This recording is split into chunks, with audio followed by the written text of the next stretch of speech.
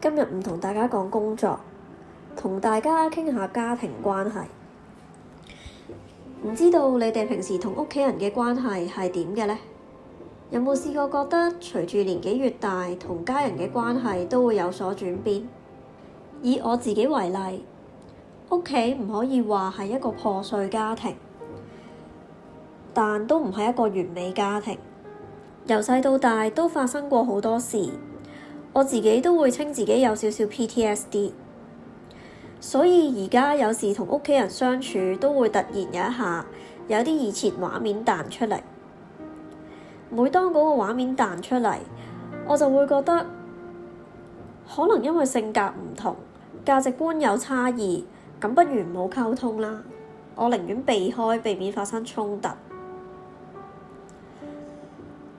但係隨住年紀越大，當自己經歷咗一啲人生嘅起伏或者困難嘅時候，佢哋都會講唔使擔心，佢哋喺度，或者仲有佢哋撐住。嗰下有一種感動，睇得出最近我哋屋企係多咗活動同聚會，因為有其中一個家庭成員好唔計較，願意不斷付出金錢去搞活動。有時我會反問自己，咁樣會唔會欠咗佢一個人情呢？所以有時佢叫我幫手做嘢，我都唔係好敢推搪。我個人就係咁噶啦，好怕欠咗人哋嘅。而我自己亦都喺度諗，如果唔係因為佢嘅付出，唔係因為佢嘅金錢，我哋又會唔會出席呢啲活動呢？我自問都係一個比較慳家嘅人嚟嘅，所以好大機會都未必會參與，從而引申咗下一個問題：究竟維繫家庭關係係咪一定要靠錢呢？咁同買關係又有咩分別呢？如果當有一日冇咗錢，呢啲關係仲可唔可以維持到落去呢？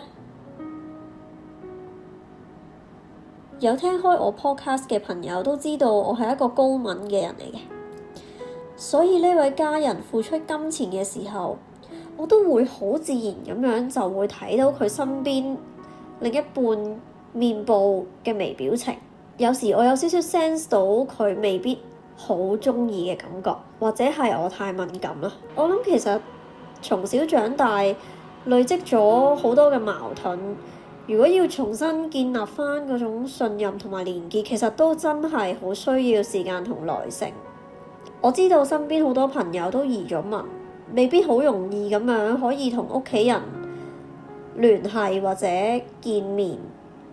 明白到其實只要一齊嘅時光就應該珍惜。不過唔同家庭都有佢哋嘅相處之道。究竟點樣喺家人關係同埋金錢之間攞個平衡呢？你哋又有冇咩方法同屋企人拉近距離，而又唔需要課金嘅呢？不妨喺下邊留言分享一下。